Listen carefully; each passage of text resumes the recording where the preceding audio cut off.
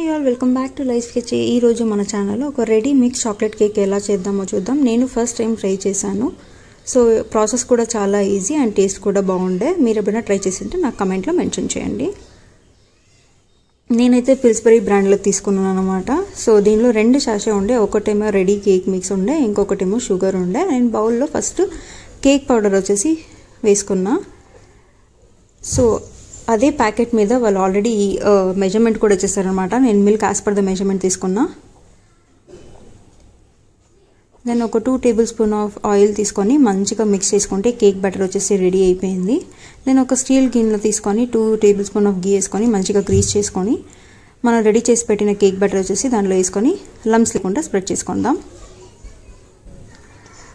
Spread చేసుకునేటప్పుడు నేను కుక్కర్ని ఆల్రెడీ 10 మినిట్స్ ప్రీ హీట్ చేసుకున్నాను అనమాట. ఇప్పుడు స్ప్రెడ్ చేసుకున్న కేక్ బ్యాటర్ని దానిలో పెట్టేసి ఒక సిమ్లోనే 30 మినిట్స్ అలా వేగించుకుంటే chocolate cake is ready to serve. Taste చాలా బాగుండే, ట్రై చేసి చూడండి. Thank you so much for watching.